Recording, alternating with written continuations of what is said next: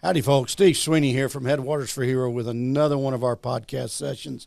And this session is brought to you by Texas Hunt Lodge in Ingram, Texas. They run a great operation over there. And it just so happens that our guest today was on a hunt at Texas Hunt Lodge where we harvested a bison cow. And we're going to talk about that in a little bit. Right now I have with me, he was an E5 demolition specialist in Vietnam, Mr. Michael Weisheit. Weisheit. I'm sorry. I screw your name up every time I talk to you. That's fine. Everybody else does. But you're a departure from what we've had so far, as you're a Vietnam veteran. And so you have an interesting story as a 3-time Purple Heart Vietnam veteran. How did you manage? Well, let's back up. We'll talk about that in a minute. Yeah. Where are you originally from? Where were you born? Where were you raised? And I was born in San Francisco, California, at Letterman General. My dad was in the Army at that time. And from there, the Korean War broke out. And my mom and brother, we all went back to Iowa. That's where all my other family is from. And my dad, Wilford Weisheit, he went to Korea, and in May 29, 1951, he was shot while protecting his platoon as they had been ambushed, and they were getting down a ravine, and he was killed. Now, as I understand that story, you've told me this before. If it had not been for your dad, that whole platoon would have been wiped out. Yeah, about half of them were already, but he stayed behind on the ridge line fighting the enemy off while the rest of them slid down into a ravine into the wooded area for protection. And when he tried to get up and get down the hill, he was hit, shot right in the head, and that was it. And his platoon sergeant said that it was instant. He was gone. And see, that's Medal of Honor material right there. Absolutely. And we, Michael, we've talked to other veterans, and there's others that when you hear their story, you realize, man, our government missed a Medal of Honor guy here. And, he got a Purple Heart, but man, to save other lives, and I can only imagine how that could have affected those that were saved because of his selflessness and staying behind and doing it. And that's what our great nation is built on, is a lot of people that have a selflessness attitude of serving. And so, all right, you grew up in Iowa. And well, from there, my mother remarried, and the family, my brother, my mom, my stepdad, and myself, we moved to Tucson, Arizona, where I grew up and went to school there, graduated from Palo Verde High School in Tucson in 1967. And I wasn't doing much of anything, and I got a draft notice in 68. So I went down to the local office and said, I don't want to wait 4 or 5 months to be drafted. Take me now. And so they took me now. So you basically turned, because you basically volunteered. You overrode the draft and volunteered to go in the Army. Now, did you know at that time you were going to Vietnam, or was that your intent? Well, both. Both? I knew that I'd be going to Vietnam. I knew I'd probably be infantry, but instead they made me an engineer. I guess I did enough qualifying on the test to say we'll put him as a combat engineer, which is nothing more than a glorified infantryman anyway. Grunt. Grunt. Well, now, you say you volunteered over the draft, or preceded the draft by volunteering. How much of that was because of your dad's legacy? A lot of it, I'm sure, had to do it. And my brother was already in the Army. Oh, was he? Yeah. In fact, I was one of the few people that met my own brother in Vietnam. Really? I went in, and they sent me to a place called Pleiku, Vietnam, which was Ho Chi Minh's. That's where that's where he was born. And I knew my brother was up there, so I asked the sergeant who was training us if he could run me over to the air base where he was at. And sure enough, he did, and I was able to spend the afternoon with my brother because he was leaving the next day to come home. Oh, wow. That's pretty cool. Yeah. That's pretty cool. I like that. So now you're in Vietnam. What was your MOS? What did you do over there? All right. My first time I was just a combat engineer, and I did whatever they told me to do. We minesweeped. We didn't do a lot of building because we were combat. We weren't construction engineers. But it was building fire bases. But most of our time was spent on Highway 1 because at that time it's the only major highway in Vietnam. And it was not paved yet in the area I was at. I was with the 19th Engineers out of a place called Quinh Nhan. It's about halfway up. It's in 2 Corps. You had 1, 2, 3, 4 Corps. I was in 2 Corps, and so most of our time was spent minesweeping day after day, getting harassed by fire every single day we got shot at.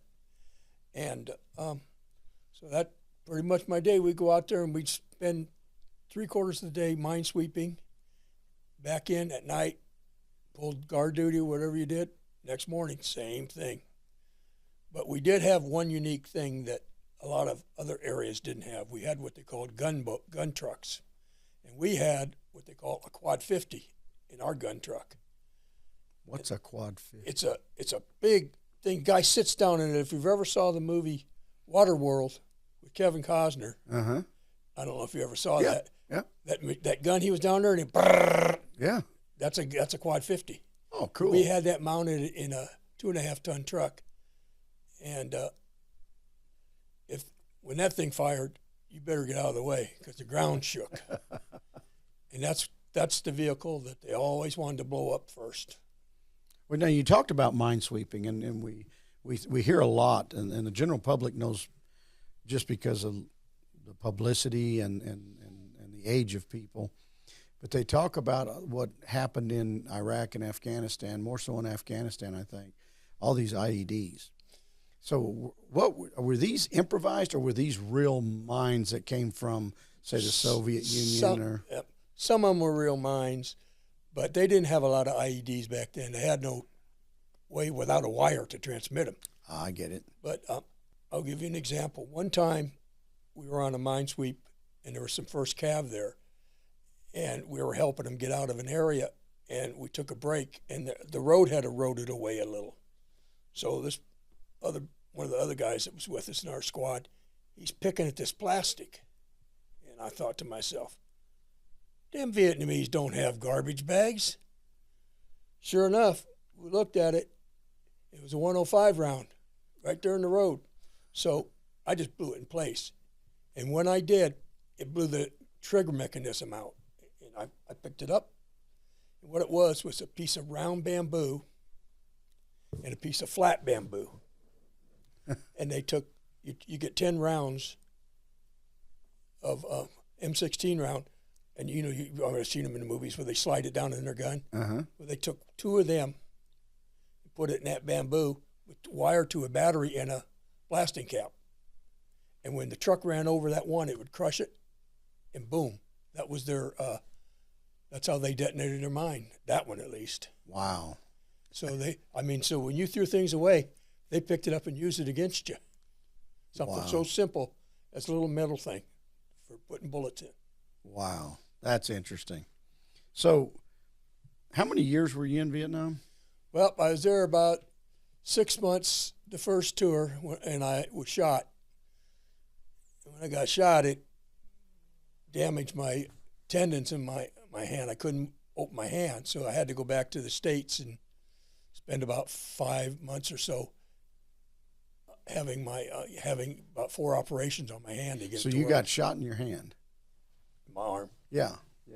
So that was in battle, obviously. Yeah. That was we got ambushed. That was probably the worst day of my life as far as a battle goes. I mean, the ground shook. You did nothing but white cloud from so many bullets going off. Smell of sulfur was terrible. a couple other guys had already been killed, and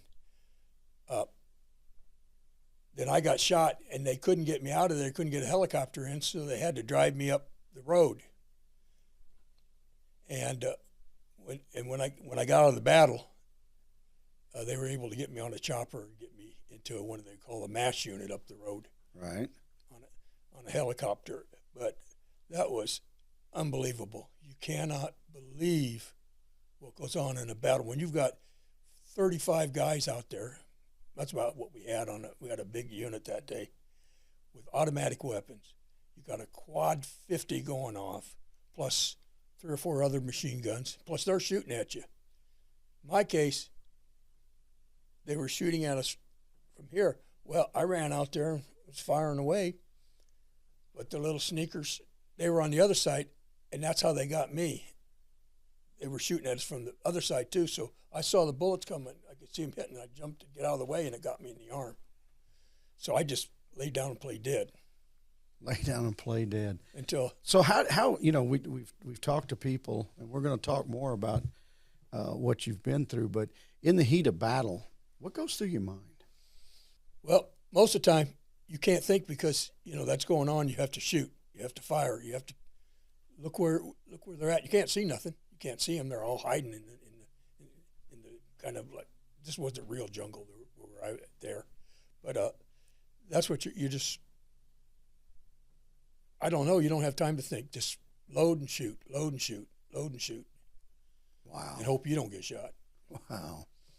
So you're having to worry about where the enemy is, worry about all your guys around you, and then when you're wounded, now you're playing dead. Yeah, I just laid on the ground and played dead until the battle eased up a little, and then the medic got over there and patched my arm up, and then I got up, and because like people that think you get shot, oh yeah, you keep on fighting. No, you don't.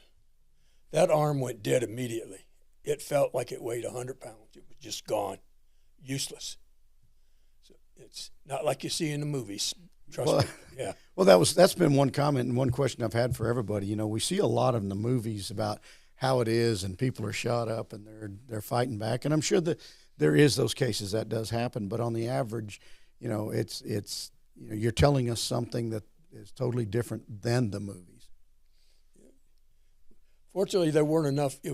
I imagine it was Viet, because I didn't get there at the end of the battle, but I'm sure it was Viet Cong, so that's why they didn't attack us. There wasn't enough of them to overcome us. So okay, so they just hid in the bushes and do what they can. Yeah, they're up there. They were kind of at a little hill. Yeah, but there was enough to get me.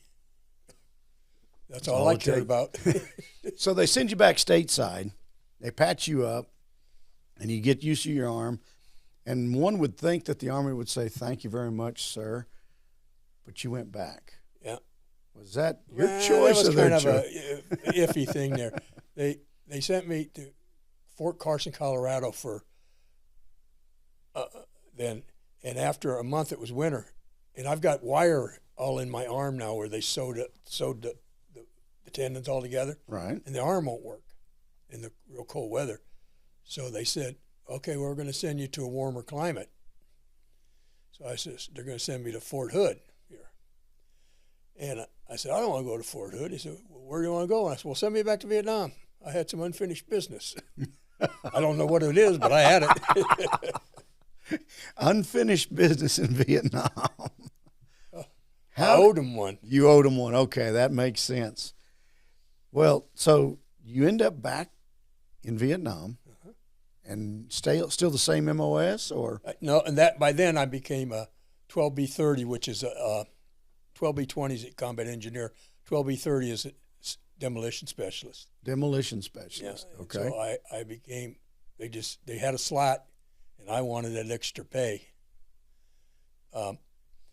So I put in for it and went before the board and got my E5, and I became a demolition specialist. And that's all the training I got. Blow it up in where you find it, blow it up. No EOD, none of that. You find a mine in the road, you blow it up. That's just how they did it. And how did you blow them up? I would use C4. I would take a hunk of C4 And if I had det cord, I'd run it out there 50 feet and boom. The det cord was hooked to a we call them. I forgot. I have a mind burp there. Yeah, it's okay. Yeah, it would it would blow it up. But if not, I would use 3 time fuse, and I'd set them all off. How did you find them? Well, usually they'd find them with like a metal detector. Yeah, metal detectors. We'd always have a series of 1, 2, 3, 4. So we hit twice. Uh-huh. And then on my second tour, that's when we really got into it. We backed 5-ton dump trucks down the road. We'd turn them around and take the headache board off. Mm-hmm. That's that big thing that fits over. And we would sandbag them and put the windshield down and fill the back full of dirt and put webbing on it, and then turn them around and back them down the highway and hope to hit a mine. The theory, we had a M48 tank that never ran, ever. And our plan was we'd hit a mine with those back wheels, which it did on several occasions, but it never hurt the driver. Because, it's a 5-ton dump. Probably got about 8,000 or 9,000 pounds there. Right. And sometimes it would blow the back wheels off. And that way we do that after we mine swept. Okay. We'd mine sweep, then we'd run the 5-ton. And if it blew a mine up, we just push it off the side of the road, with the tank that was behind us. And there we go again, keep going till we were done for the day. So when you're done for the day, you've mine sweeped. Did you ever have a problem with them coming back and setting something where you'd already swept, or was that pretty much? Well, that on my second tour, the 26 engineers at Miracal, yeah, that's how I got hit the second time. We were finished with the mine sweep. We'd come back. Of course, I didn't want to eat no dust, so Mikey, he's going to get in the front, right? So I hopped in my truck and I took off. I got in the lead. Well, a bridge was out, and you had to go around it. And when I did, they were waiting for us, and they hit us. I don't know from where they hit us, but all I know is somebody was hiding and chucked a hand grenade into the right behind me, between the bed of the truck and the cab, where it went like that. And they had it right in there, so it could only hit me at the top of the back. Oh, wow. So that was from a hand grenade. Yeah, that was a hand grenade. So it got me pretty good. Yeah, that's massive what it did to you. Yeah, that one lost part of my shoulder blade, put 2 sucking chest wounds, and put 2 holes in my chest. One rib was blown out, never got reattached to the spine. Wow. So, but now that's on your heart side of your body, correct? Well, yeah, but I was pretty stout, and I don't know how I made it. You still look pretty stout for. Yeah, but I don't know. I don't know how I survived. But when it happened, I knew that we got hit. But I thought we got hit with a mine underneath. I didn't know it was in the back, and I knew I couldn't get my leg up to put that brake on. And we went down into a rice paddy. Fortunately, it was a dry rice paddy. And we went in there, and then I kind of passed out. So, but I knew what was going on. And I had what they call, out-of-body experience. I knew, and I could just feel myself being pulled. And I did everything I could to fight it. And then all of a sudden there's people around me. And they talk about your mind, about your life flashing. Yes, it does. It does. Yes, it does. So you basically had a near-death experience there. Yeah, exactly. Near-death. And I could, all thoughts, my mom, my girlfriend, my parents, everything that happened in my life just. Wow. But I fought. I mean, I fought harder there than I fought in the field to stay alive, because I could just feel myself being pulled away from my body. Oh, my goodness. Well, by the grace of God, you're still here with us talking about it. And that's what a lot of this is about, Michael, is letting people know the struggles. And you're here with us. So there's a lot more struggles, you know, that you've been through. So that's Purple Heart number 2. No, that was 3. Oh, that was 3? 2 months before I got hit with a hand grenade, we were clearing a minefield. We found we'd go and we'd pay these little Vietnamese kids to tell us where the North Vietnamese and the Viet Cong hid their mines. So they'd tell us. So we're going out there trying to get them off, and we were trying to get a chain reaction going. Well, they did, and one blew up not that far away from me, and it caught me right in this arm. But not a big piece, but enough that laid me up for a couple of days. So I still have that piece in there. So while, in essence, you were basically just fresh off another wound, yeah, when the hand grenade got you. Yeah, April 3rd, 1971, May 3rd, 1971. A month to the day. Yep. Wow. Now, you're not the only one that, I mean, we've heard stories, especially in Vietnam, where it's patch them up, send them back, patch them up, send them back. How true is that? Real true. When we, earlier in, I don't know, February or something, we were blowing up a little LZ at a fire base out right by the Laotian border, so that if we had to bring troops in there if we got hit, that fire base got hit. Well, one of the guys was with me. I still remember his name, Del Morrell. He was with us, and I was setting off about 50 cases of C4, going to blow a whole area down. And I says, don't anybody run down that trail. It's an old North Vietnamese trail. And we're right up in the jungle. And so, okay, so I go, 1001, 1002, and boom. Next thing I hear is, medic. Del Morrell stepped in a punchy pit. Right on the trail where I told him not to go. Wow. I do regret one thing. What's that? I didn't put him in for a Purple Heart. And nobody else did. And I didn't know it. And I tried to find him. And I was going to, you can put him in any time in your life. Now if I could ever find him, I wanted him to have his Purple Heart. And he was gone for 3 months. What you were talking about. He was gone 3 months, and he finally came back. So, and his name is? I forgot his first name. I think it was Del and Morrell. He was out of Florida. His parents were trapeze artists. Well, I'll tell you what, if anybody listening, if that name rings a bell, let us know. Give us a call at Headwaters for Heroes, and we'll help get this hooked up for you. So moving on, Michael. So they send you back stateside.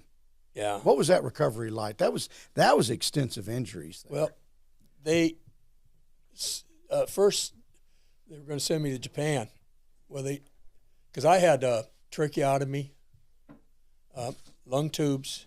I had the whole 9 yards. Wow. And they were going to send me there, but they stopped in the Philippines, and they wouldn't take me any farther. They said, I was in too bad a shape. I couldn't make it to Japan. And somebody had told me, he said, yeah, well, you had your own battalion surgeon with you, brought you over. So I said, well, that was a tough guy. All right, I like that. But I found out that the only reason he comes is he was meeting some other people for golf in Japan, just like you've seen in MASH. But that's all right. I still felt pretty honored that a surgeon, Yeah. Well, that's good. Yeah. That's good. But, okay, you're in the Philippines. You're going through recuperation. When did you get stateside again? Can I flash back to? Sure. Yeah, because when we were going, some of our major work was building fire bases, and we built. Well, let's stop.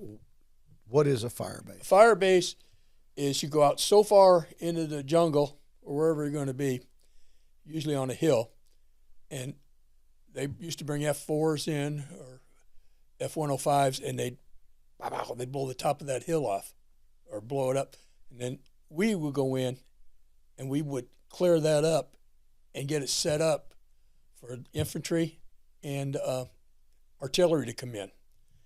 Then the infantry would come in and they'd go out and do their ambushes and do their whatever they would do. And most of the time we'd have to go with them.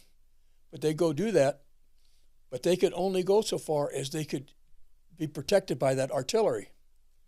And once that they've achieved that area and they've cleared it, then we'll go build another fire base further out so that the two fire bases then, no matter where they went, they would have cover from artillery, never more than 15 miles. So would that be similar to what we hear in Iraq and Afghanistan, the forward operating base, the FOB? Would that be similar to that?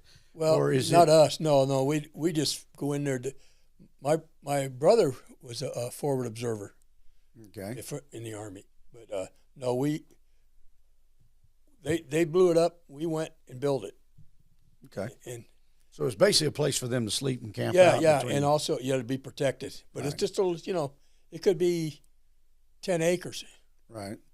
And that they'd build a fire. You put concertina wire around it, and we'd help build bunkers and that for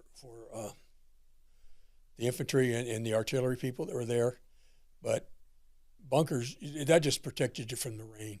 Right. You get hit by a mortar or rocket, no bunker protects you from that. It goes right through. Yeah. I remember my dad telling me, he served in Korea and Vietnam. And I remember him telling me he walked out of his bunker in Korea and wasn't very far away, and a mortar blew his bunker up. And he said the same thing. They weren't there to protect us. Yeah, we had sandbags, stuff like that for small arms. But, he said that when they were throwing mortars at you, there's nothing gonna help you there. So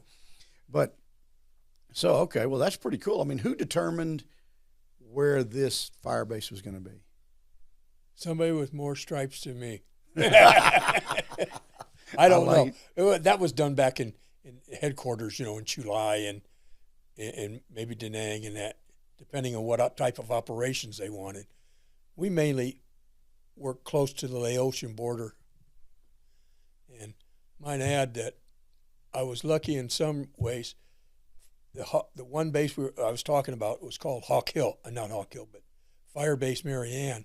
And that's in the historical record. You could just look up Marianne, and 30-some guys got killed on that hill. I left the last chopper out one night because I was going on R&R. That night, they got hit. And it just devastated them. 30-some guys were killed. And so it's the worst attack. It was the last major attack of in Vietnam where that many people died at one time. Wow. Well, we heard a lot about in Vietnam, and I don't know if you can attest or witness to this. We've heard the politics involved in Vietnam, and it was like they did it off of body counts. You could only go so far, kill so many, and then we had to back up, and they would regain, and then we'd go kill some more, and then we'd back up, and then they'd regain, back and forth. Did you see any of that type of stuff, or is that just? Well, I may have, but at that time, I was 20 years old. I didn't care. I didn't pay any attention to it. Makes sense. Yeah, and I was in the same unit. Well, he was a different company. William Calley, I don't know if you ever heard of him. He's went into My Lai and killed all those civilians. I do remember that. Yeah, and he was in the same. He was in the same area at Chulai, but we were north in a place called Hawk Hill. But you couldn't go to any villages because of what happened. Everything in the I Corps was off limits.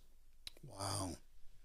Well, we were talking to recently an Afghanistan veteran, and he was part of what his job was civil affairs, where they went in to win the hearts and minds, and they said they were doing a great job until we bulked up on soldiers over there, and then they started walking on the locals, and they said that their attitude changed towards them, and I'm sure that's probably something along that line. That's what y'all saw. I mean, you talked a while ago about paying the little kids to tell you where mines were and stuff like that.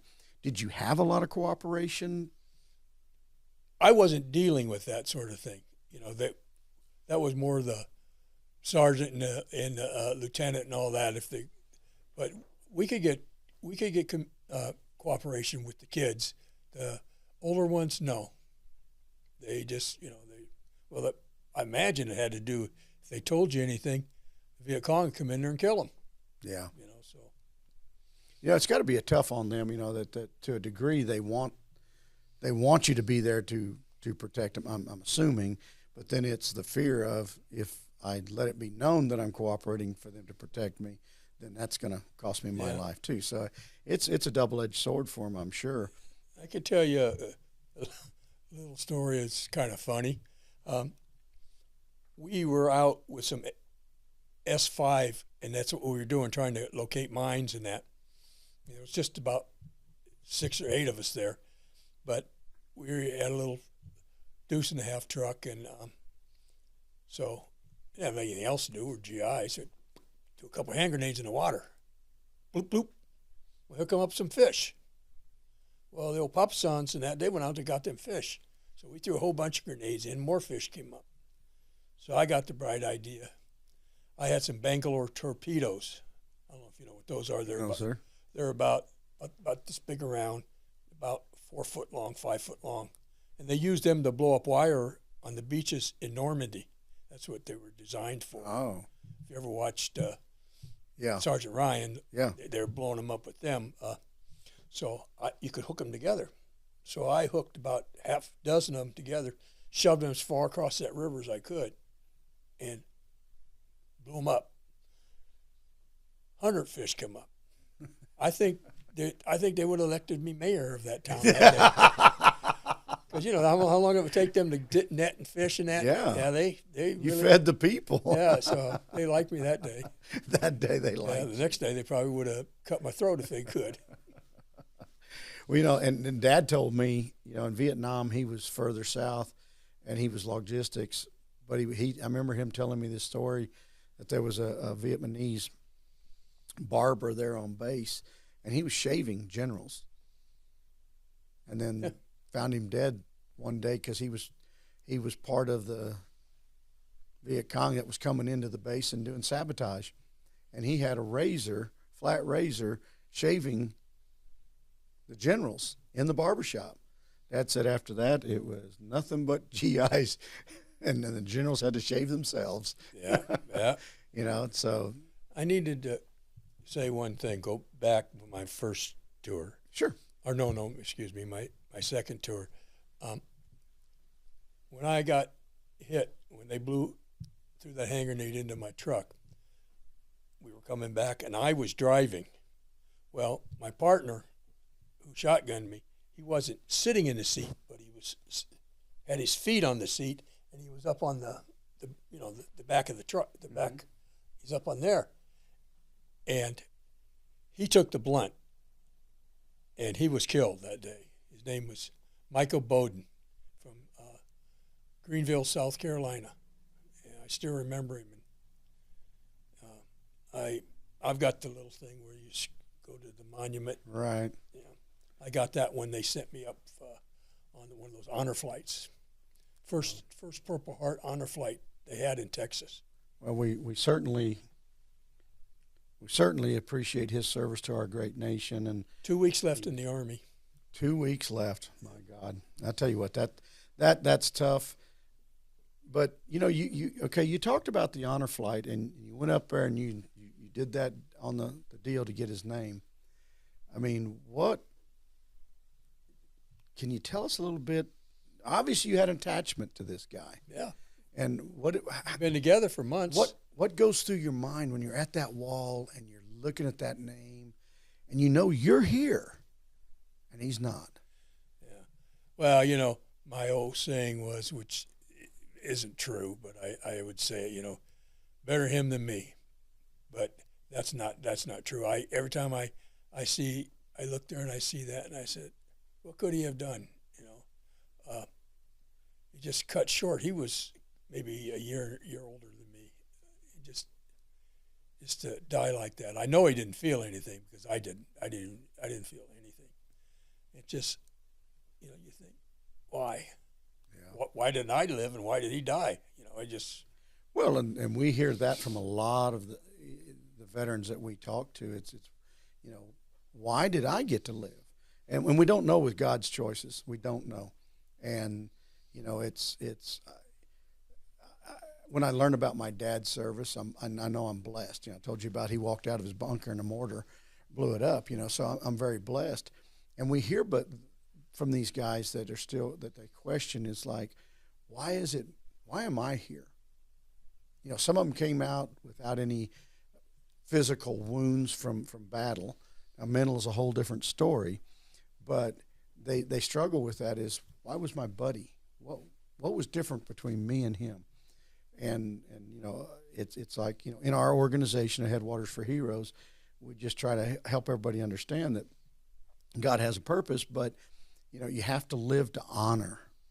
And what you did by going to the monument and rubbing that name onto that paper is showing your honor for your fallen buddy, and I admire that. That's got to be that had to be an emotional moment for you to be there, and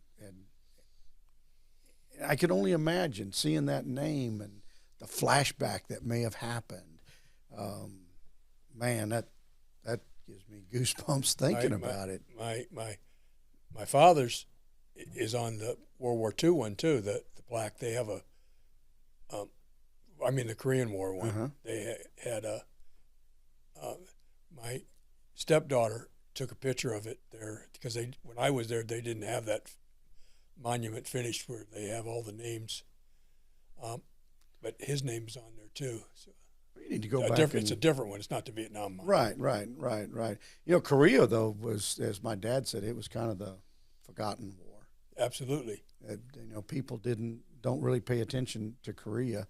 I don't understand it, but you know, they say, "Oh, well, you know what we did." You know, they're talking about the Middle East, and they say, "Well, you guys had a rough time in Vietnam." I didn't have no rough time. My dad had a rough time, and my dad was also he was in the Coast Guard in World War II, and he drove. So your dad served in World War II and Korea. He was in the Coast Guard, and he drove Higgins boats, the landing crafts. Right. He was at I think he was at Saipan and Guadalcanal. And Hiroshima. Wow. And he survived. He survived that, but then he got out in 45. When 46, he went joined the Army, and that's why I was born at Letterman General. But talk about my family. My grandfather served in Belgium in World War I. My uncle was a POW in the South Pacific in World War II. He was in the Army. My dad was in the Coast Guard in the Army. And then in Korea, my stepfather was on PT boats, the same unit that John Kennedy was on, the same squadron, I guess. Wow, you've got a long military history in your family. My father-in-law served in the Navy, and also he was on the second wave on D-Day and fought in the Battle of the Bulge. Wow. So, and now my son, he retired. He spent three tours over in Iraq and Afghanistan. And I have a granddaughter that's in the military right now. Wow. That is absolutely awesome. That family. Plus my brother. Yeah. He had 3 tours in Vietnam. That is incredible. That's incredible. I tell you what, you know, and all we can say is thank God for your family's dedication and to service of this great nation. You don't see that very often. I know my grandfather was in World War I, but he was at the very, very end where by the time he got involved, there wasn't much going on. But, you know, we don't have that long history. You know, my dad encouraged me to go, but see, my dad went through Texas A&M and then went straight into Korea out of Texas A&M. Okay. And so he went in as a young officer. Okay. And that's what he encouraged me, go to A&M and go through ROTC and it would be good for you, because I didn't follow orders real well. But, you know, it's when you see families with that type of lineage, it says a lot for the moral character of the people. It says a lot for how you're raised. It says a lot for the teachings and the beliefs of the family through the years. And, you know, unfortunately in our society, we're seeing a decline of that. Well, absolutely. In my case, if a war came about, you were expected to go. So even if they hadn't that was just a catalyst that got me over the top, and I was going to go in anyway, because, you know, if the war's going on, a Weisheit's going to go. In this case, two of us. And I didn't want to miss it either. I know that may sound but you know, funny, that's something for our younger generation to know is to have that attitude. How do we get that attitude back into our young the younger generation? Because there's an attitude of everything should be given to me. Yeah. We had a flash for a short period of time on 9/11. Yes. The country came together. Yes. Yes, and we saw people volunteering. We saw people going. But since then, you know, I guess we're not teaching history. Yeah, I see when my son came back from Iraq, they marched him into a big, huge hangar, bands playing and all that. I came back, it was 2:00 in the morning, into a dark, you know, on a bus, or in the first time on a bus, because I was ambulatory, and that was it. Just went in and into the hospital 2:00 in the morning. No, nothing. Well, let me tell you a question I really wanted to get to, and this is a great opportunity. We've heard the stories about how soldiers were treated during and after Vietnam. Did you experience any? Not a lot, because both times I came home, I came home on a Air Force. I forgot. You know, they're you know, where the flights that are just all with all the wounded people. Mm-hmm. You know, I never came back in an airport, flew in, but I never had any problem really. I guess I was lucky, and all the time I traveled when I was, you know, my uniform. Nobody ever bothered me. I guess I was just lucky. It's probably a good thing for them that, like I said, I was pretty stout. In fact, they called me the Hulk. Wow. Well, you know, because like I said, we see it in the movies. We've heard veterans from Vietnam that have talked about how they were treated, and you know, it's disgusting. But I think it's just politics, and I'm not brushing it off by any means. I think our politics get way too involved. I'm a firm believer, if we send our military to fight a battle, let them go fight it, end it, be done with it. But all too often, politics gets involved, and I mean, we've seen it virtually in every war. Maybe not World War II. I don't really know on Korea, but Vietnam is when, as from my perspective, is when I started seeing more of the politics involved. And then as we evolved past that and we get into the Middle East, and even like now, I mean, it's politics. You know, guys cannot respond when they're over there and they're getting bombed right now by terrorists, but they're not allowed to respond and protect. And it's like, why would we want to join the military, in an all-volunteer military now? Why would one want to join the military if you can't fight back? Yeah. And that's the politics that has gotten involved. Absolutely right. Absolutely right. And I wish there was a way, I don't know how you would do it, to pass a law that once we're engaged, leave the damn military alone, let them go over there, solve the problem, and we would get it done in probably a third of the time and save a whole lot of money and lives. Because we do have good trained soldiers. We do. In Vietnam, in the Americal division, there was a lot of stuff going on, and they had what they call a free fire zone. When you're out in the bush, you don't have to, if you see anybody, you shoot them. You don't have to worry about whether they've shot at you. If they're out there, they're the enemy. Yeah. Because they don't belong out there. So you see them, you shoot them if you can. And it's so much different now. And I've talked to some of these boys that were in Afghanistan, and it was like they said, it's like we pretty much had to take a bullet before we could do anything. That's wrong. And it's wrong. I understand that in the villages and what happened over there, in Vietnam, where they, killed so many civilians. Okay, I get it. We don't need to be doing that. But at the same time, when you look at it, and it happened in Vietnam, it happened in the Middle East, where they use the kids, and you're very much on guard, very much on guard.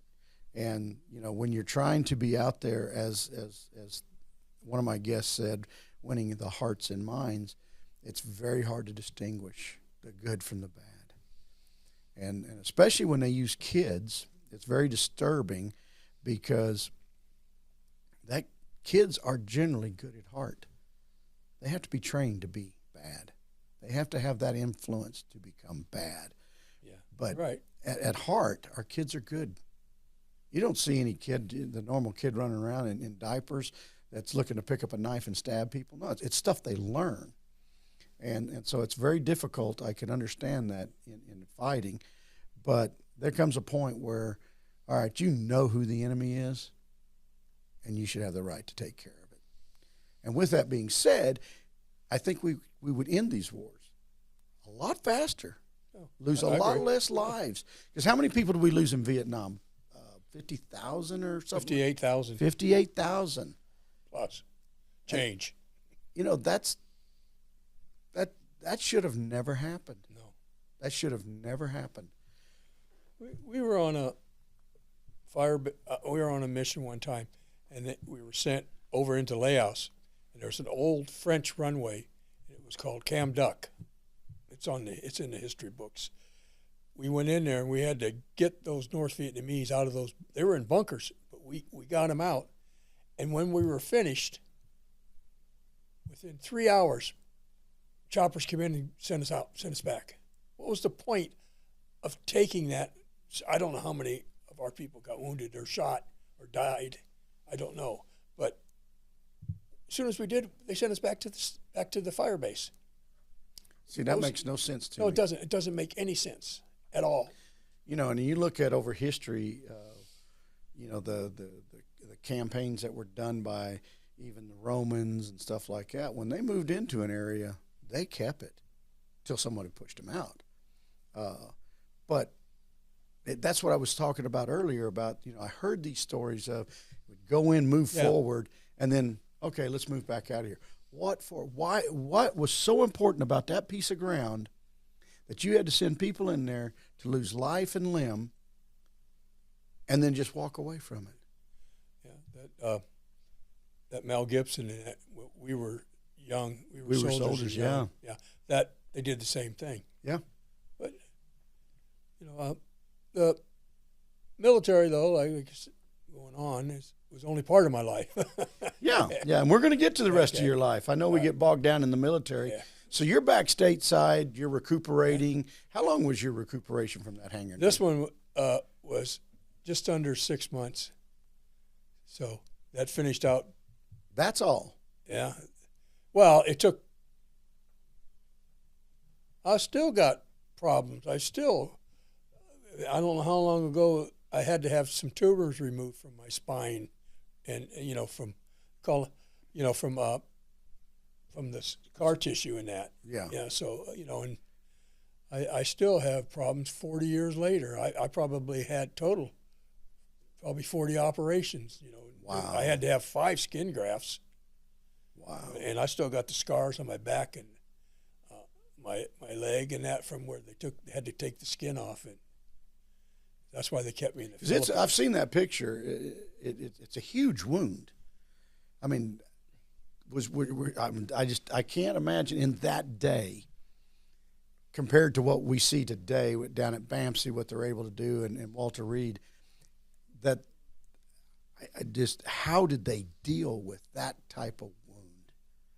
I don't understand it. I mean, it's somebody was skillful. Yeah, like I said, I couldn't see it. Yeah. Maybe it was a pretty good idea. Yeah, maybe so. So, okay, you're stateside, you're recuperating. Yeah. And when did you officially release from the Army? August 4th, 1971. Wow. And I had thought about just telling him, "Oh, you ain't going to throw me out. I'm going to re-enlist." But I had so many different problems, and that I just said no. So instead, I got out and went to work for 20 years for the federal prisons. You're going to fight one way or another, aren't you? Yeah. But when I first got out, though, I went home and started going to college and that, and used my GI Bill and got my degree. Right. That's awesome. We see a lot of these guys that they have the opportunity of the GI Bill, but they're not using it.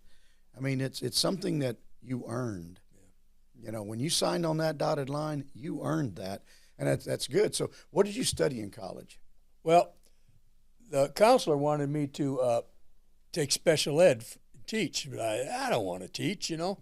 So I was interested in the government, so I took a split major of psychology and political science. And well, you pretty much, if you're going to think about government, you need to have that psychology course. Yeah. So I went to work then for a little up in Iowa, the Iowa State Training School for Boys, because my first wife, she was from Iowa too, so we went back there, but it didn't pay enough to sustain a family, so we moved back to Tucson then, and I got working for the Arizona State Prison System, and then I switched to the feds, which, you know, had a lot more opportunity. So what did you do for the prison system? Well, mainly the first so many years I was a guard. In fact, I had, I don't know if a fellow by the name of Earl Lickman, he was one of the chief of staffs for Nixon, and H.R. Haldeman, he was another chief of staff. Now, these are prisoners that work for me. And so you had H.R. Haldeman? Yeah, he didn't work directly for me, but he would catch a ride in the morning when I'd go get my inmates at the camp and bring them into work. Uh-huh. And he would catch a camp. He worked at the sewage treatment plant. So this would have been before they were up in politics. No, he was at the camp. He got put when in he the got camp. sentenced. He didn't get put in a penitentiary. Okay. They have a penitentiary and they have a little camp. So it was after he was sentenced for Watergate, I guess? Or for the Watergate. He worked for me there. And then Earl Lickman worked for me when I transferred to Safford, Arizona at the prison camp there. He was there. So it's interesting that you say worked for me, because you don't see that. Maybe it's still there, but you don't hear that like the old days. They think, well, you worked, you're on a chain gang, and that's been outlawed, and these guys have TVs and weight rooms and all that. So it's interesting to hear that term, worked for you. Yeah. Well, the federal prison industries, they pay. In my case, they used me, and we built electronic cables for the federal government. All the communication cables that the Army uses, right?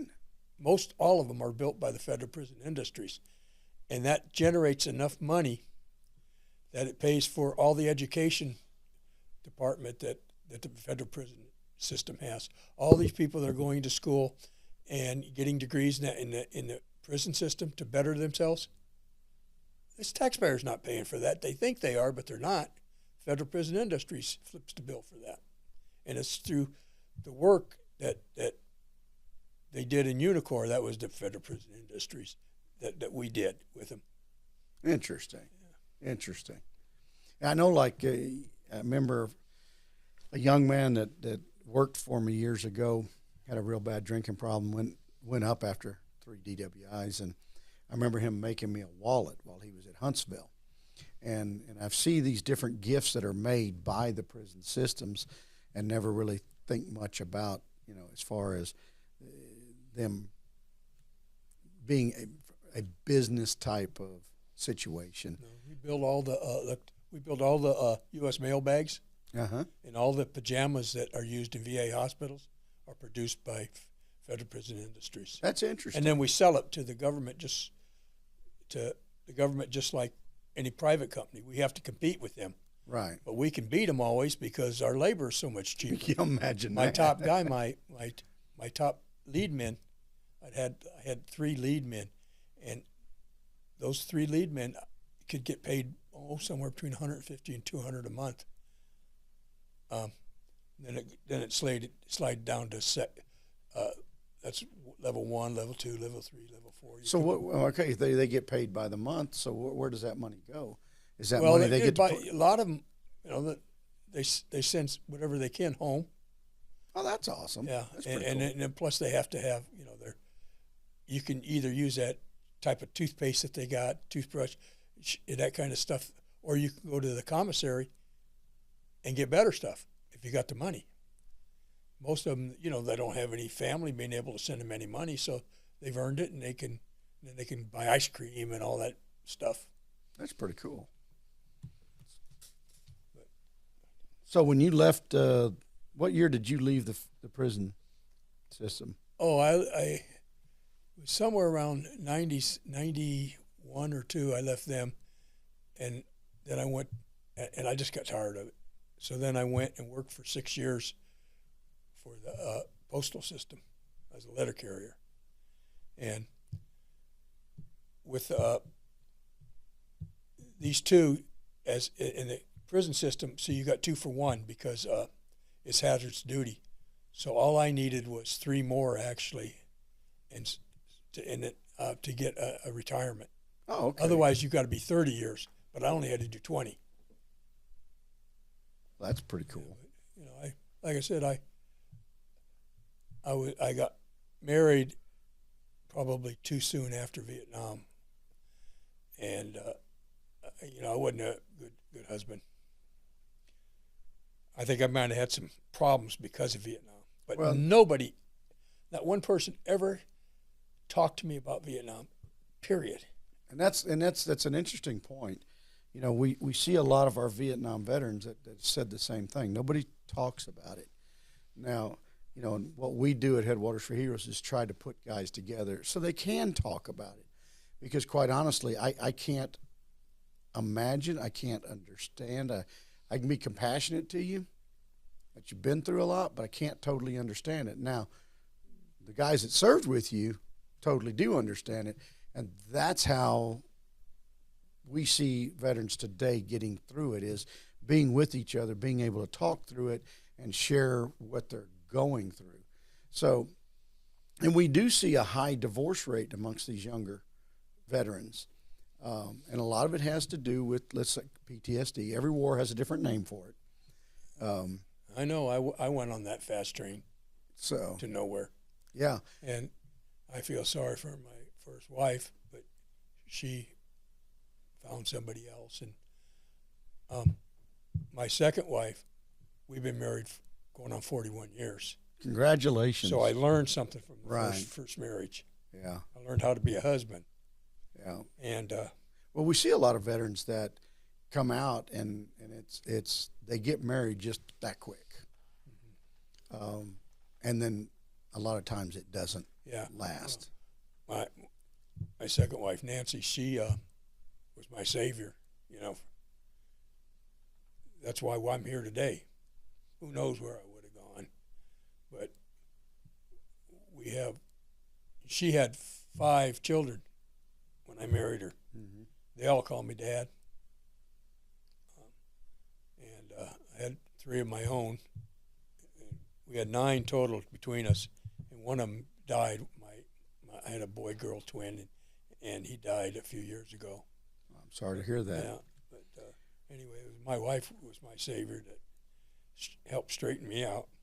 So, and we're good. I'm retired now. I have a good income. Kids come to see us. I own 2 homes. So, well, you talked about your wife. She's what turns you around, and we've heard that multiple times from people.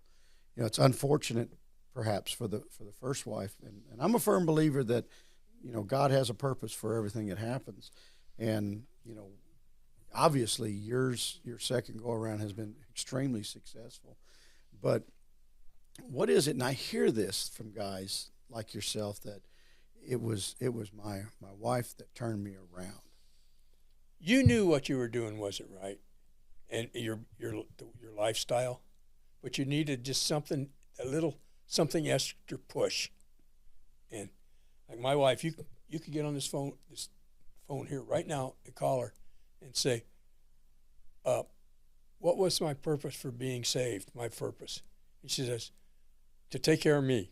That's what she say, and she meant it not, because her first marriage was terrible. Her husband was so mean to her, and she says, "You brought me, so we together. You helped each other. I was out here, and she was there, but together we blended and made a good family." That is awesome. That is awesome. I'm excited to hear that. So, how did you end up in Texas? Well, I started when I was working for the state prison system.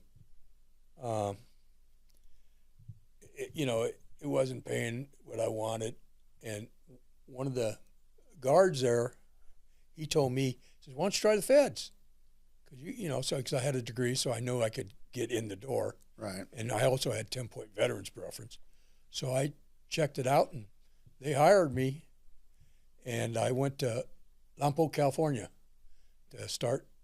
There's an old Army prison there, and the federal prison system had taken that over, and that's where I started as a guard right there in the cell blocks. And I worked all areas, even at state prison.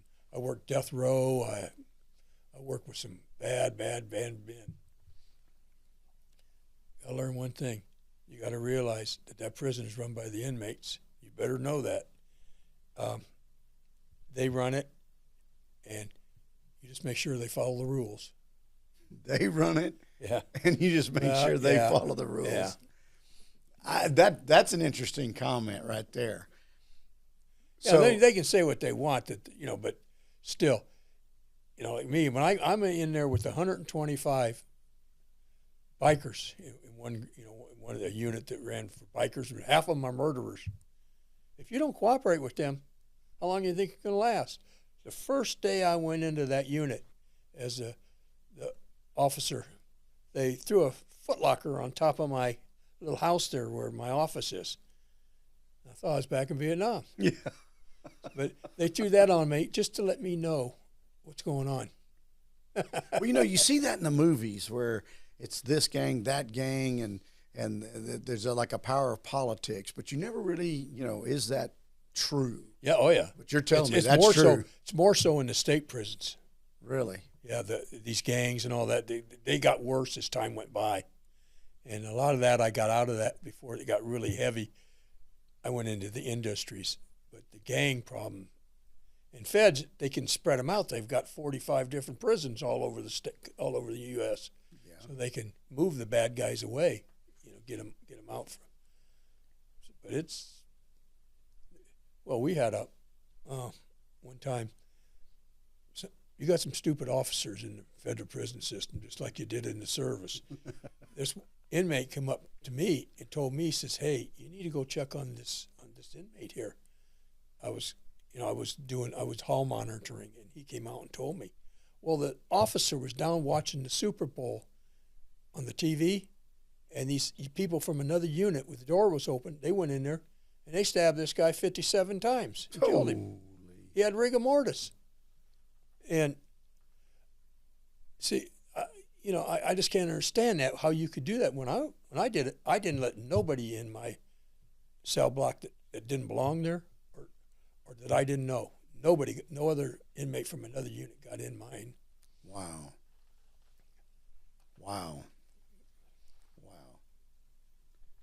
All right, Michael, let's start back up. We just got finished talking about the prison system and how they run the prison, but you have to make them obey the rules. Where are we going next? Yeah. Well, nobody ever got murdered in one of my cell blocks, And I did my counts like I was supposed to. Some officers didn't, but when I had a count, whatever I was supposed to do, I did. But can I tell you a little story about Absolutely. going back? Absolutely. When I had got my first tour, when I'd gotten shot and they brought me back to William Beaumont General Hospital in El Paso, that's the closest Army hospital.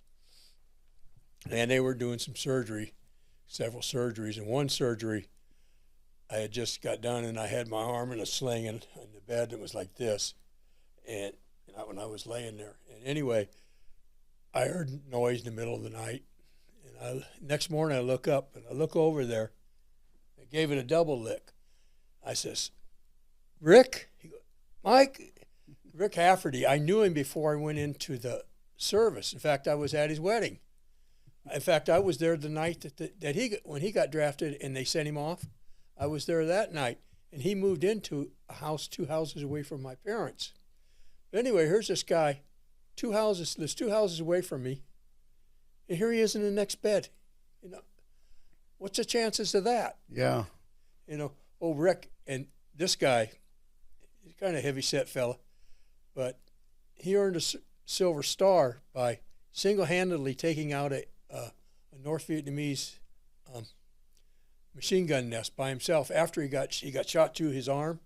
He got shot in the left arm, but he was still able to get up there and chuck a hand grenade in there and kill him.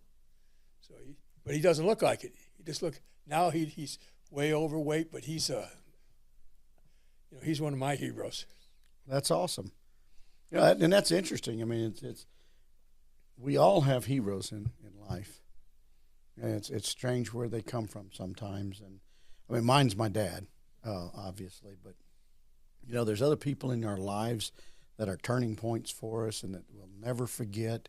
And you think about what they served and what they did, and part of what we're doing here with this is to show that you and I talked before we started the session. Everybody sees there's a certain percentage of them that are really promoted on media, and everybody sees that, but nobody really hears the stories of the average grunt. Let's call them that. That's right. And that's what we're trying to show is in our books, everyone that has gone and fought to protect our great nation, they're all heroes. So that's what this is about, is the everyday hero that has served our nation. So, but we all have to have heroes. I think it's something that, I was listening to a deal earlier about, and it was about alcoholism, and they were saying you got to believe in a higher power, and I do. I believe in my Lord and Savior, but heroes, people mistake heroes for idols sometimes, and I think it's great to have heroes as long as we don't pass the idolization or enter into that part of it. And but it's everyday people can be a hero to anybody. It's not just somebody that took over a machine gun bunker. Correct. It can be anything in life, and I try to tell people that it doesn't matter. You have a hero in your life that they did something that meant something. So, and that's pretty cool. For example, my stepfather, he worked 34 years for the in base supply. He was civil service. Every day he got up, rain or shine, and he'd go to work. And that's kind of where I got my work ethic from him. When I retired from the prison system, I had over a year sick leave built up. So wow. I just got extra percentage on my retirement for that, and I learned that from him. And and that's amazing. It's unfortunately, I think we're seeing a decline in that in our youth. It's like well, I've got a sniffle today. I can't go in. I can't work. And then during pandemic, it was everybody had to work from home, and now they don't want to go in and work. And then that's offensive to go into an office and work now, or go someplace and work. And I'm in my business. I'm in construction. We have to work. Yeah. We build, and you're not going to do that sitting at home. But even with that, we struggle to find people to come to work, and they've got every reason in the world not to work. It's amazing what you hear from people, and you know, having people show up on time. Our worth ethic has gone to hell in a handbag in this country. Yeah. My wife worked as a janitor or custodian at Andrews High School, Andrews, Texas, and all the years that she was there, it was over 20. She missed 2 days sick in 22 years or something. Wow.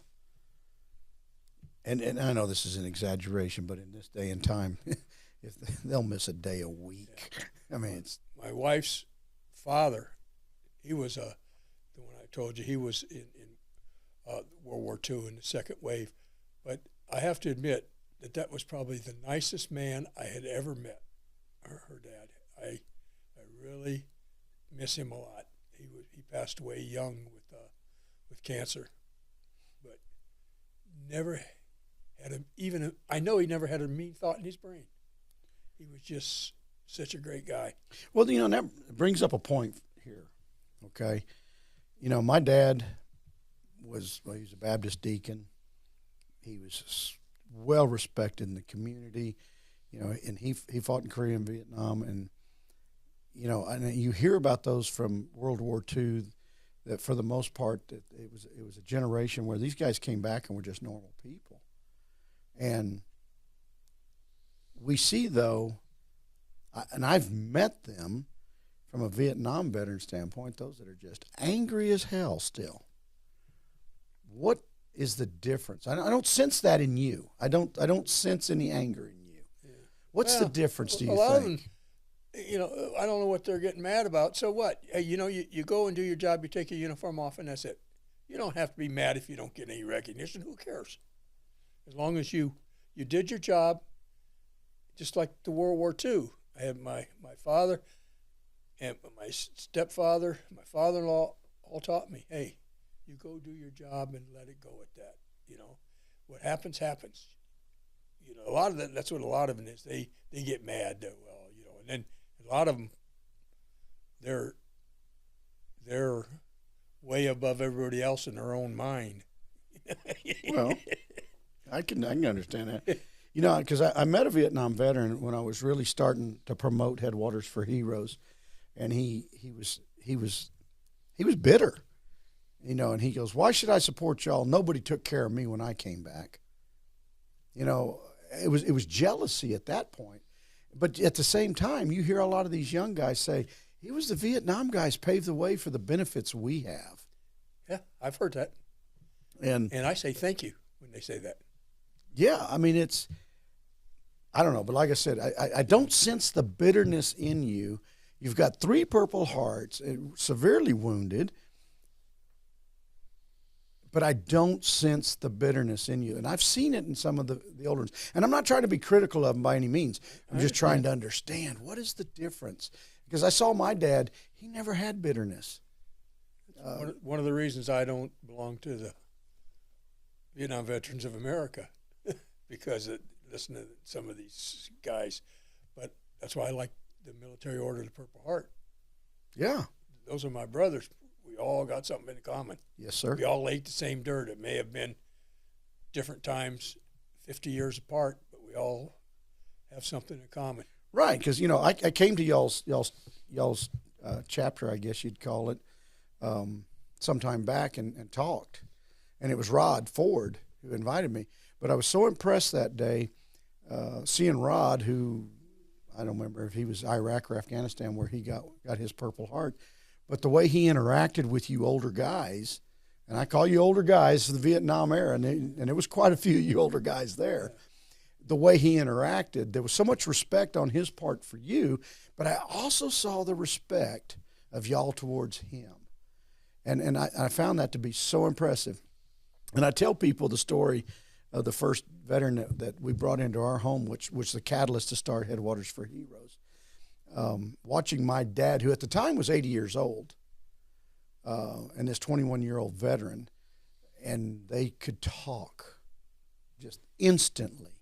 And there was that instant mutual respect for each other, and it's what led to me learning all about my dad.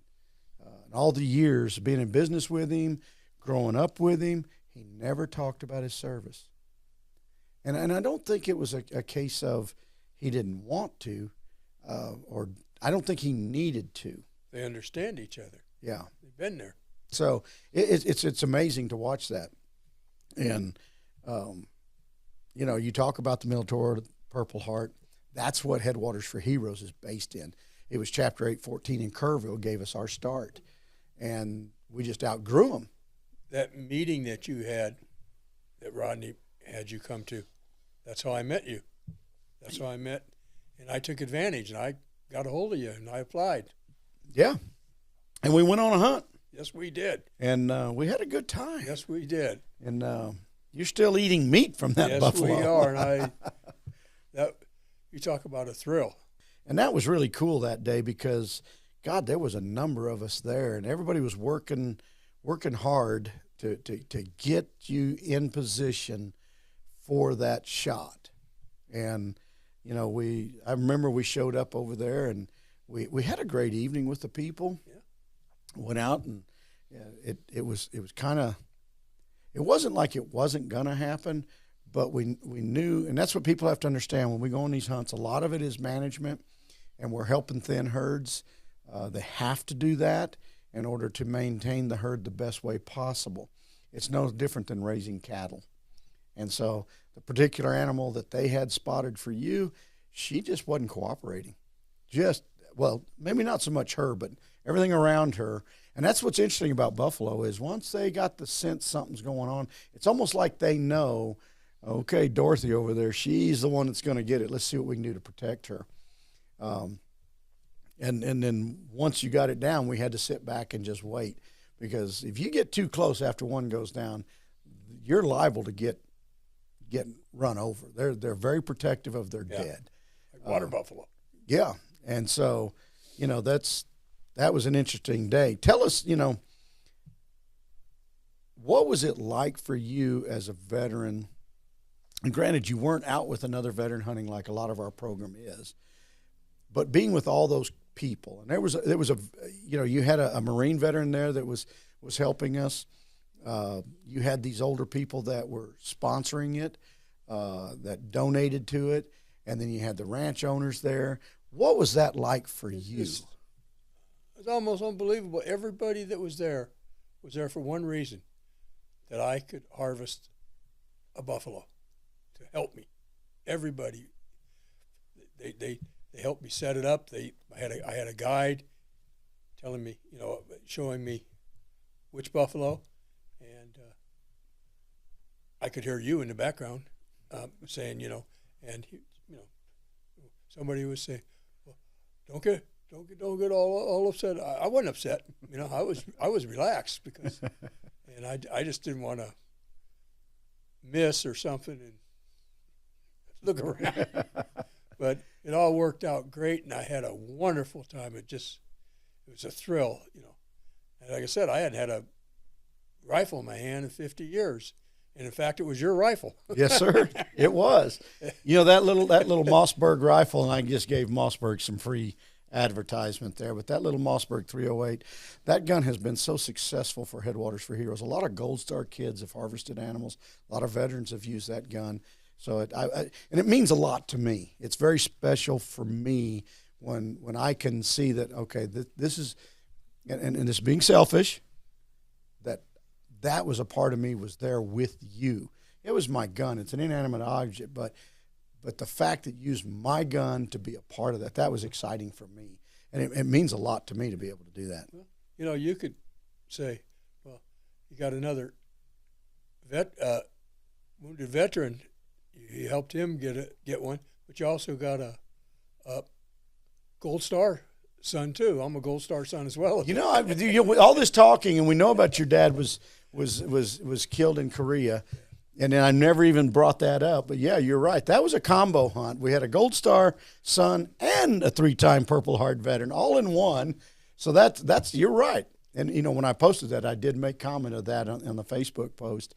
But yeah, I'd forgotten about that until just now. I'm glad you mentioned that.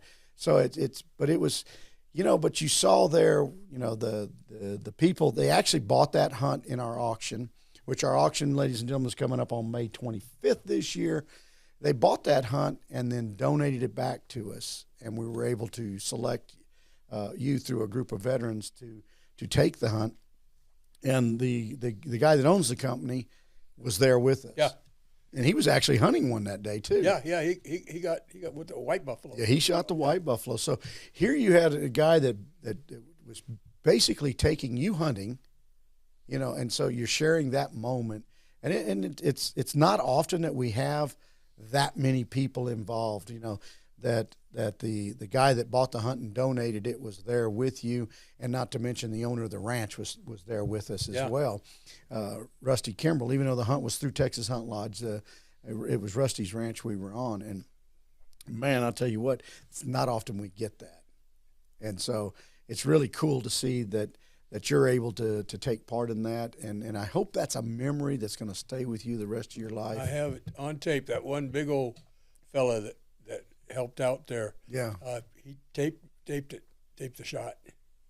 Yeah, that's something you get to, and I'm sure you show that to a lot of people. Yeah, and quite a few. And so it's like, and so now we've got you back here, and we're talking about all this because of what Headwaters for Heroes does. But let's back up to the Military Order of the Purple Heart. Okay, yes. Let's talk about that, because I mentioned to you before we started this, I don't see the younger generation joining. We see chapters closing down because it's all you older guys. Tell me what it is that is so important about this to you, and what's your advice to the younger guys out there? Well, if they're Purple Heart vets, I says, just relax and enjoy it, and join a Purple Heart organization, because you're going to find there's a lot of people that have everything in common that you have. They may come from all different walks of life, but they experienced what you've had, and you can talk to them because they'll listen, and you can hear their stories, and you'll say, wow, ditto. Yeah. They and we have our meetings, and I've gotten involved in so many other things because of the Purple Heart, because this hunt, because of the belonging to the Purple Hearts. They're the ones that told me about the honor flight. I also got into a thing that somebody, one of the work people there, told me about, and I went to a camp up in Colorado for hiking and stuff like that, and there they try to get you to make a pledge. And I've pledged to go to all the unattended funerals that they have, and that was a while ago. And now I've been to over 50 of them. Wow, They're people that don't have a family to it. They're bodies that were left there. They never nobody claimed them, and they're service people. Some of them are been in a long time. I don't know what their history is, whether they were involved one reason or the other, but they got kind of lost with their family. But I made a commitment, and I've kept it. That I've got a log. So how do you find out about? It's usually in the paper, and we have a fella that he gets the information from the mortuaries of the secretary there at the Purple Heart organization, and he puts it out, and the paper generally does too. Wow! And so that's amazing. Yeah, I go to them every single one. I think I've missed one when I was out of town, but other than that, I put it on the calendar and I show up. That is awesome. I like that. I feel good about that. Now, don't you ride motorcycles too? Yep, I do. Yeah, I was just looking at one the other day. Yeah. Wow.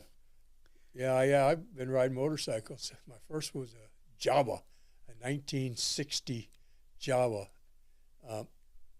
Never heard of it. Nope, it's an Italian bike. It's straight up front. I've had Yamahas. I've had Nortons. I've had all kind of. I never had a Harley. I had Gold Wings, Kawasaki's. I've been all over. Driven 1,000 miles without stopping, except for food and water. and gas Mm-hmm. on one of them iron butt runs. But no, that's something I really enjoy. When I can't hold a bike up any longer, I'm going to get me a trike, and I'm going to keep riding. You're going to keep riding. That's awesome. Now, do you ride on behalf of the Purple Hearts, or you just ride? Well, they're just starting a group now. Rodney is starting a group. I've seen that. They came up here and rode with us one year. Yeah, I don't know. Do you ride? No, God, okay. no. But I don't know if I'll ever join, because they're doing it not like the Legion, American Legion, or the VFW riders. You just join. He's got his set up to where you have to join and be accepted, and you have to be a probationary, and then you have to be more like a true motorcycle club. Yeah, and I don't want that. I understand. It's just me. I don't need that. I wanted to just, I belong to the Legion Riders in Tucson. I kept my membership. I was the youngest member to ever join the American Legion in Tucson, post 36. And now I am the oldest continuous member. There's other members that are older than me and have had more years in the American Legion, but they haven't been continuous at that post. They've been somewhere else. But I'm going on 57 years. Wow. And that's incredible. Yeah, that's for the record books. I never missed a payment. I show up and pay my dues every year, and I helped build that post. Wow. Now I go over there, and ain't nobody remembers me or my dad. My dad was a past commander of the post. My mom was past president of the auxiliary, and I helped the original. There was 12 original guys that started that post, and I knew them all, and they're all gone now. Right. But that's what happens is as we get older, people pass on. History is not quite kept up with, it's tough. And I don't know how we overcome that, but we still do it. But why do you think the younger guys are not joining the MOPH? I'd like to know that myself. I think they just, I don't know. I don't think it's that they don't care. They don't. I know for some reason there's not that camaraderie that there used to be for soldiers. Of course, there's a lot less of them. There aren't very many. Compared to, there were 5 million in Vietnam. Yeah. And here they got a couple 100,000. I think a lot of them going over again to the Middle East. It burned him out. My son's not the same person he used to be. He had 3 trips. He had his second tour, and he was home less than 30 days, and they sent him back again for another year. He came back, and he wasn't the same person. He doesn't want any part of the Army. No. He got his 20 years in, but he said he don't want any part of it. Wow. Well, I don't know why. Well, we talk about veteran suicide rate a lot, and they tie it to PTSD, which is, I'm sure that's the big part of it, but a lot of it, I don't have any sense, don't have any records, and I know a lot of the military people, veterans will know more about this than I do, obviously, but the suicide rate, and I know one personally. I don't know him. I know his sister. He did multiple tours in Iraq. And I guess mentally it affected him, and they said, we don't want you anymore. That's what I'm talking about with my son. And so they didn't want him anymore. He was in the Marines, and they said, no, you've been too much. Psychologically, we're not going to send you back. He had gotten to the point where I think he enjoyed the fight too much. I can understand that.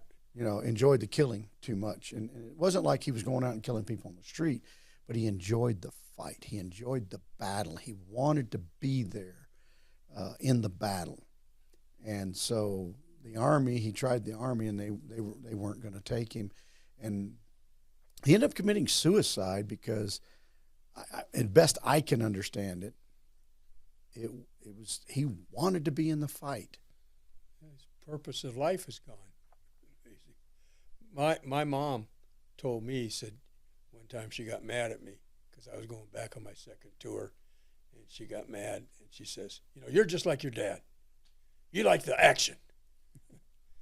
What can I say? But, 'cause she didn't want me to go, And that's one thing, glad you brought that up. I have to mention this, too, is when my mom got a telegram that my dad was killed in June of or May of 1951. And 20 years later to the month, she got another letter saying they didn't expect me to live, a telegram from that. You know how much years that put on my mom? How terrible that was? That'd be just reliving a dream, a bad dream. That's a wounded heart. And a lot of people just don't understand, and we talk about our Gold Star families, but when and I know in the case of my dad, my mom raised 5 kids while my dad he served 23 years. But the families, we all too often, we don't think about how the families suffer. And it's not just, in your case, your mother suffered from losing your father, her husband, and then to hear that you were severely wounded, it was like, it's hard on them. But then when we look at our Gold Star families, these younger families, and the world is different. I don't know what support system your mother had when that came through. To some degree, the families we see now, some have more support, some have less. But it's like the families serve right along with the soldier. Absolutely. And this is overlooked in the general population here in the United States, not to coin a term from the prison system, but, most people don't think about that. It's like, well, okay, your husband served. But it doesn't matter if your husband came back, like in the case of my dad. That family is without that person for a period of time. Your son's case, I don't know if he was married while he was in. Yes, he was. So while he's deployed, his family is at home, and the constant worry when you're in battle, the constant worry of is he all right today? Because communication isn't that great, and especially back in Vietnam. Because I remember when Dad was in Vietnam, we communicated through a reel-to-reel tape recorder and letters, but it was our way. My dad, because he was in the back lines of Vietnam at that time, he had a reel-to-reel tape recorder. We had one at home, and he would record and talk to us, and then we would record and talk to him, and those would pass back and forth, and it was something that my mom and dad wanted to do because they felt it was important that we as kids heard them.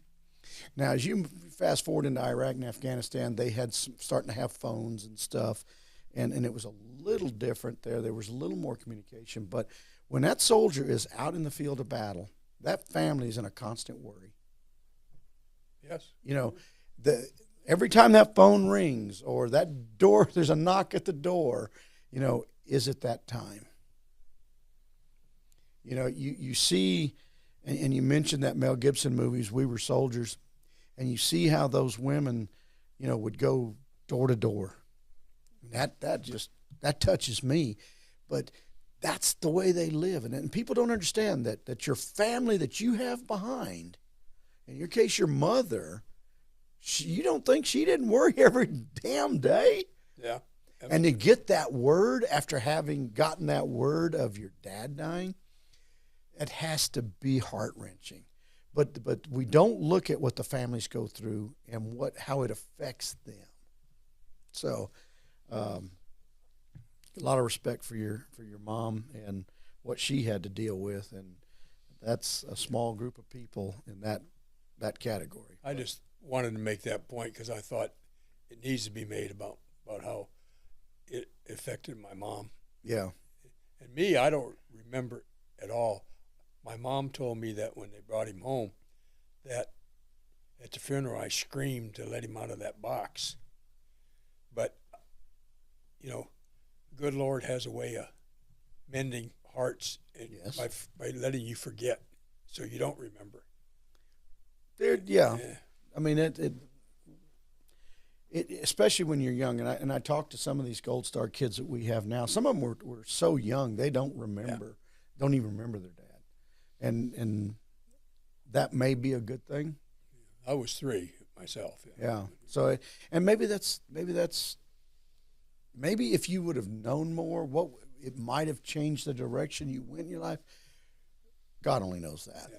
But I think we have to keep reiterating to the world that the families serve right along with the soldier. Absolutely. And most people don't look at it that way. But I looked at my mom raising 5 kids, and I wasn't an easy one to raise. You know, she did a fantastic job, and you know, it's incredible what these families have to put up with and endure, and we don't think about that. And I remember talking to one widow. Her husband committed suicide, and she told me, she said, he just didn't realize the shit show he was leaving behind. And that's the problem we see with suicide is they think they're doing it to protect the family. But the reality is they're taking their own pain and getting rid of it, but what they leave behind is disaster. And so, you know, we've talked to a lot of veterans, younger ones that have thought about, and the program that we do, there's nothing special we do. We just put you together in a deer camp, basically, and you meet people, you talk to people, and I think, you know, a lot of veterans, PTSD's been blown out of proportion in my mind. I'm not trying to discount it. It is a bad thing, but I think, you know, guys come back and they have a hard time finding a job because when it's on their resume that they served and perhaps were in Afghanistan or Iraq, people go, ooh, PTSD, they're gonna do something bad. Yeah, I know exactly what you're talking about. They clarify. Some of it is important, but a lot of it is that they clarify everybody, any little incident, well, that's PTSD. Well, it's not PTSD. No, it's not. No, and like I said, it's been blown out of proportion, and people try to say everything is, he's in the military, he's got PTSD. And that's not the case. You know, a lot of people go in the Army to get away from something, but that never goes away. Yeah. You know, and maybe it gets worse because of what you've been through, but in a lot of cases, it's like. Yeah, I had a lot of things. You know, a lot of things happened when I was in the service. I got hurt bad and everything else, but I wouldn't have given it up I wouldn't have wanted anything else in the world. I'm glad I went. Now, did you? I mean, it was. Well, with that being said, we're talking about the PTSD in the dark times.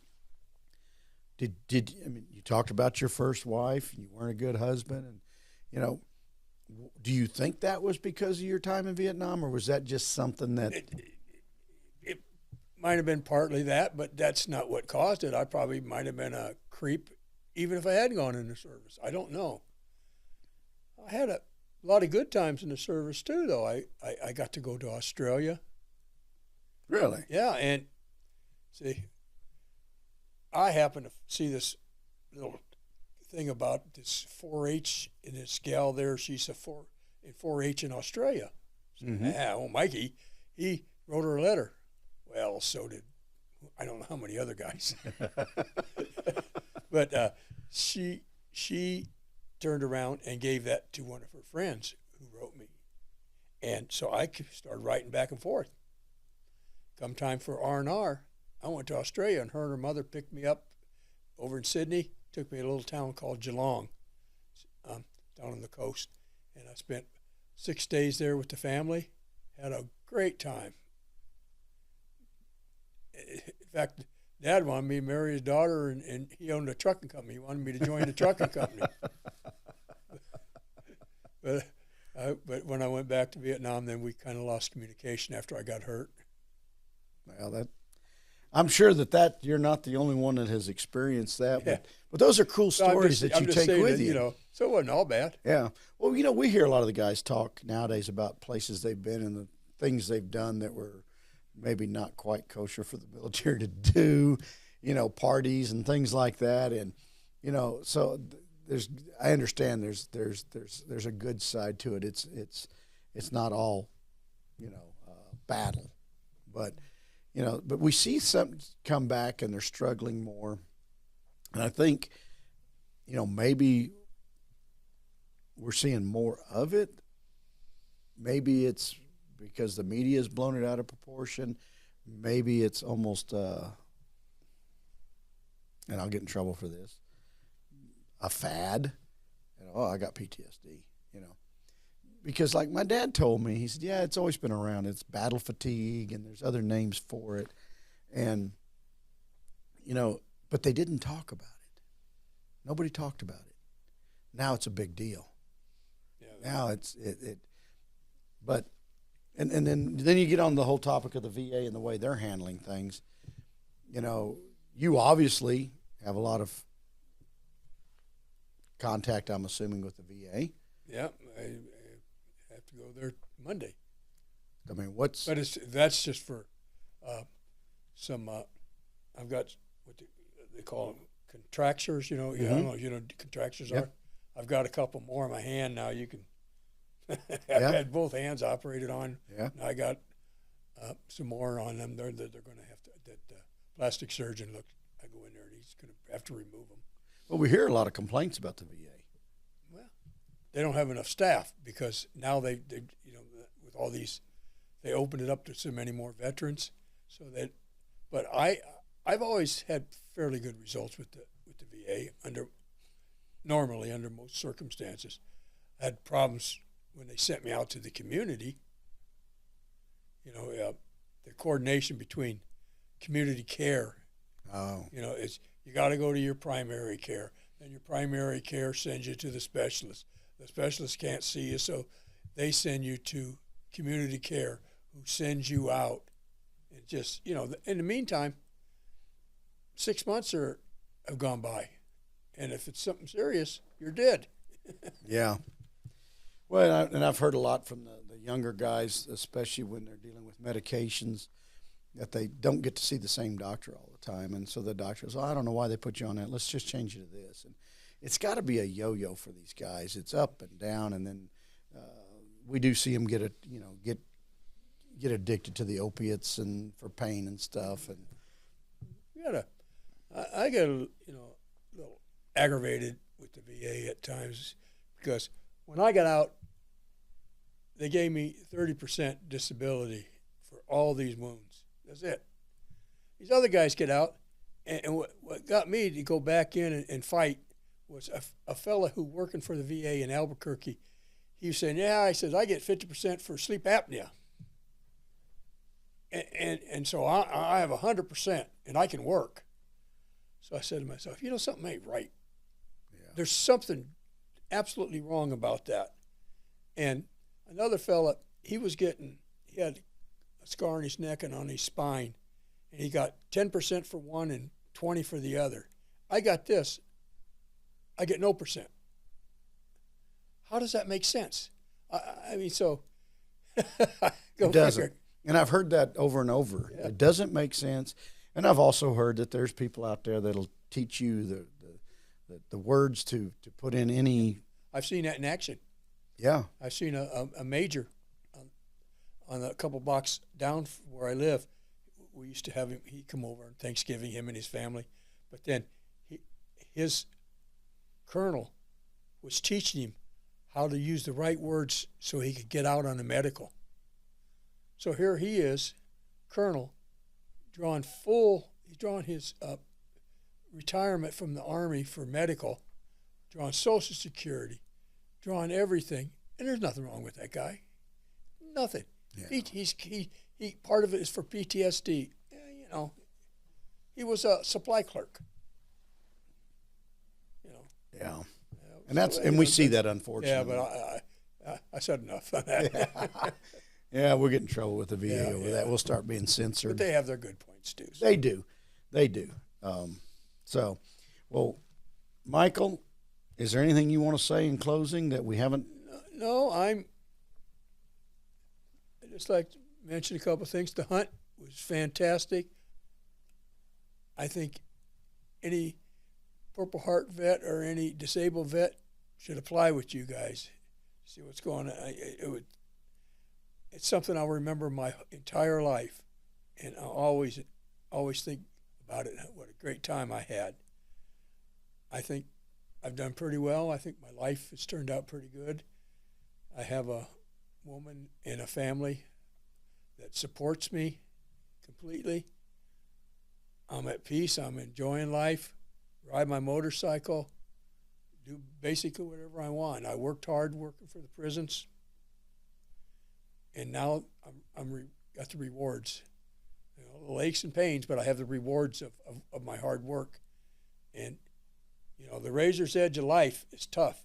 You could, or you get to get, but it's whether you can get back up on there and continue on in life, and then in the long run, if you do, it'll pay off.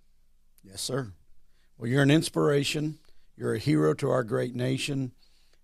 We can't thank you enough for your service. We really appreciate you being here today and talking, because you're the first Vietnam veteran that we're interviewing. You will not be the last, but you're the first. And I enjoyed the hunt so much with you. When you shot that buffalo, it was like when we started talking about it, I said, I got to have Michael in here, because I really enjoyed that time I spent with you. Yeah. And it meant a lot to me. But, you know, I want to tell the listeners out there that are seeing this, if you like what you're hearing, make sure you go to our website, headroadersforheroes.com, and see how you can get involved and make a donation. But coming up, we live by donations and we do fundraisers. Coming up May 11th, 2024 is our annual car show. This year, Zion Lutheran Church is going to be partnering with us and actually taking over running it. And so that's going to be held in Kerrville, Texas. That's where we're actually raffling off the 1978 Chevy Silverado truck with a 454 SS crate motor. You talk about an awesome, awesome little rig, and a lot of perks to it. But it's the headliner. This is probably the most important part for me. The headliner is autographed by Mo Bandy and Joe Stampley. This is something that was donated to us by one of our top sponsors, Mr. J.B. Barrett, out of Gale, Texas, or Snyder, Texas, somewhere up there in between there. But he's always been there for us, and we really think a lot of him. Then May 18th is our annual sporting clay shoot. This year we'll be at Joshua Creek Ranch near Bernie, Texas. That's going to be a competitive shoot. So you guys that like sporting clay, make sure you check us out and go online and get signed up. And then May 25th is our annual banquet and auction. The auction's where we truly raise our money, and that's where you'll see custom-made guns. You'll see hunts. You'll see a lot of things going on there. But if you have any questions, give our office a call. Talk to Miss Lynn Withers over here. That number is 830-864-4096. Ladies and gentlemen, I thank you for listening and just hearing what our heroes of our great nation have to say. Thank you, and God bless.